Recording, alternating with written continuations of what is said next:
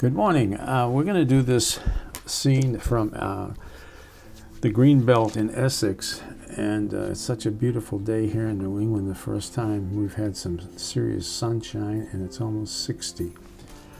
All right, I'm washing the sky in with some Windsor blue, phthalo blue there, and down below I'm using phthalo green with Aurelian yellow.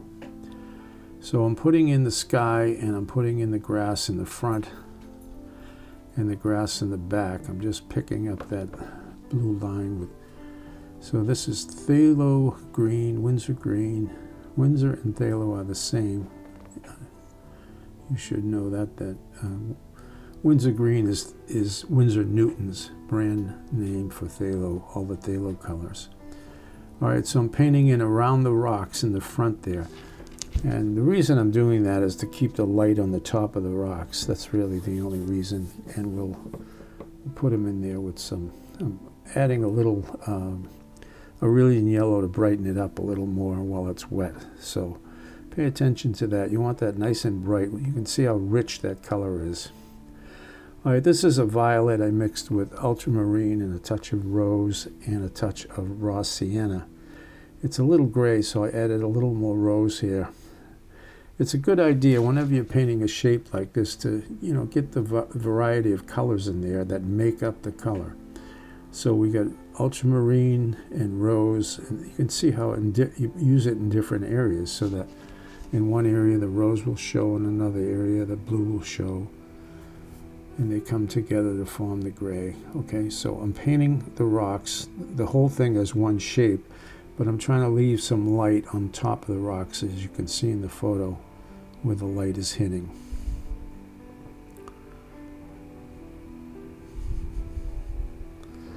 Okay, nice and clean, just let it come down.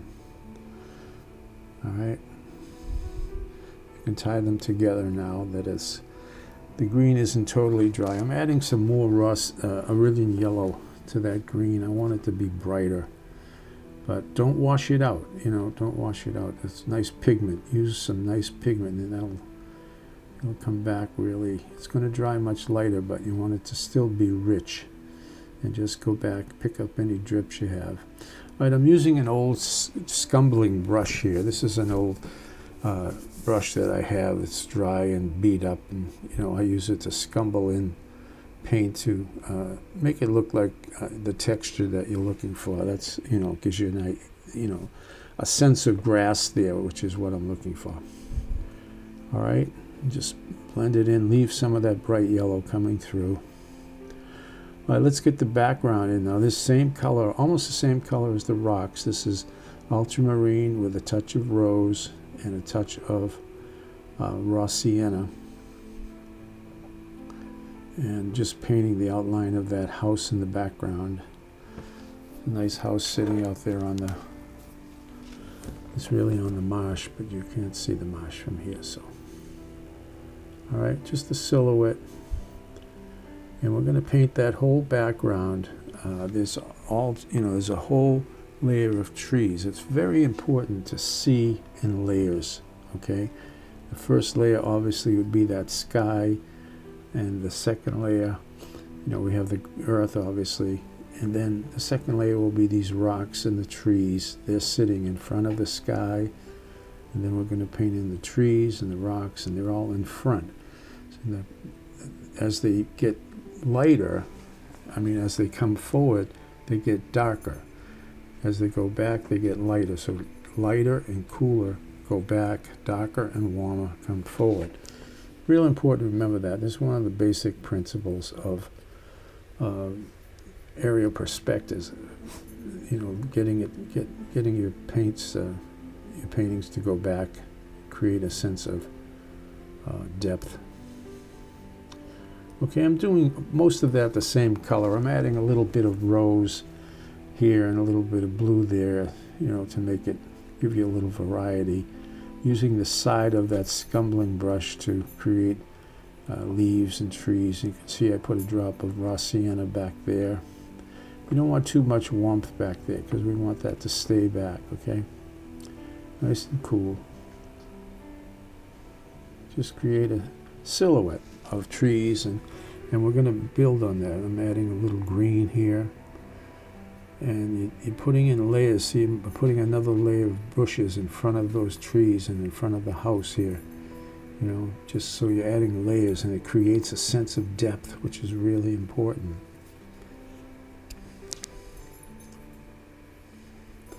All right, I'm going to put in that evergreen tree in the front here. That's actually the shadow of it. Now you can see I sketched in the big tree that's in the front. You can see the sketch of that barely. So this tree is to the left of that, so I don't want to block it with that tree. But all right, this is just ultramarine with a touch of, actually used a touch of quinacridone sienna to get that real dark, and then I added some raw sienna to it. You can add a touch of cobalt blue to it. All right, now here's the dark tree. We're going to just paint the big trunks in here. Ultramarine, a touch of raw sienna, a touch of a touch of quin sienna if you want to get it really dark, and some rose. So ultramarine and rose will give you that deep violet. Not too much water here, and then some raw sienna will gray it down, but keep it towards the rose, okay? And so we're just painting in the heavy branches, get the real gesture of the tree with these big trunks, and then we're going to go to the smaller branches later with a, you know, with a smaller brush if you'd like. So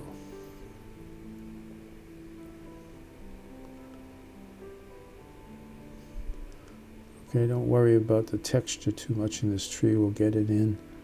There's so much you can do, you know, to create texture in a tree. There's so much you can do, and I'll show you some of it as we go along. All right, right now I'm just focusing on the big branches. Little lighter touch, you know, a little light, work more with the point of your brush. Get those thinner as it goes out. All right, so there's the big branches. That's what we're really concerned with right now, getting that in. And you know, whenever you have a painting where you have a tree like this and you have a million branches on it, it's a good idea to do a little at a time. You know, work on part of it, then go to another part of your painting, then come back, and it's less tedious than trying to do all those thousands of branches at the same time. All right, I'm just touching it with a towel here to create a sense of light in different areas and creating texture on that tree. And you can we'll go back later and paint around that light. All right, I'm taking a very dark here, ultramarine with some quin sienna and some rose. And I'm painting in all the lines in between all these boulders. Now, you can see it's very dark, and it looks kind of, you know, obviously not right. And we're gonna go back and put the shadow on the rocks when we finish here. But get this in as, see, these shine through the shadow, so, but you don't want them to be so dark that they're off the charts here, you know. All right, so now I'm going back to the tree with the darker, really using that same dark color, adding some more rose to it. The tree's got a lot of rose in it. You can't really see it. Or you can use, you know, you can use cadmium red with your ultramarine blue as well to get to that rose. So I'm putting in some of these smaller branches and some of the deep shadow on the tree here, leaving some sense of light hitting here and there on that tree. Okay.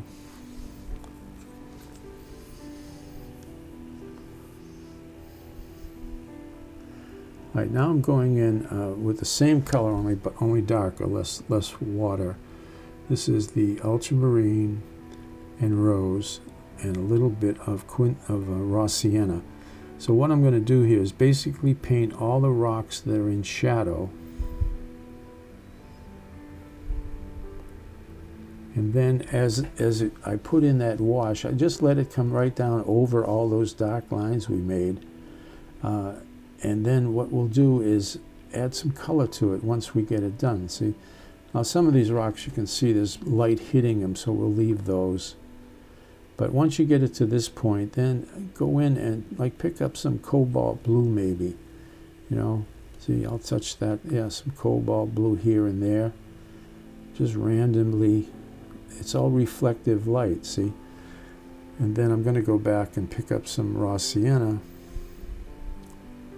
Little touches here and there. So you just want that variation in light in the way that it hits the rocks. It gives you a beautiful vibration. All right. Straighten out some of those lines. All right, this is a deep ultramarine blue and some little rose, you want it dark. And I'm taking my brush here and just pulling out the edges so that the edges look like they're going into the grass. And and then what I'm going in here is with some green. Once you paint that shape of the shadow, go in and charge it up with some green. Just put some drops of green in there, and when that dries, it'll give you a beautiful sense of reflective light. And I'm just showing you this as a technique. I'm just wetting that tree, taking my credit card here, and I'm just going to scrape it down so it gives you a nice sense of texture, using the texture of your paper to create the texture of the tree. Then you go in with some dark color and paint what you want. Some of it's going to be in shadow, and so you can see all these different techniques will create some beautiful texture for that tree and really look like some aged bark and some weather-worn bark and so forth. All right, so again, I'm going back up into the tree, working those small branches with a little brush.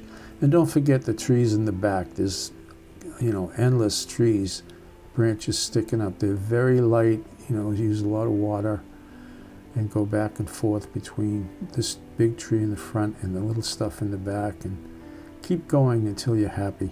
Take your time. Don't try to rush it. Just be careful and create these beautiful branches.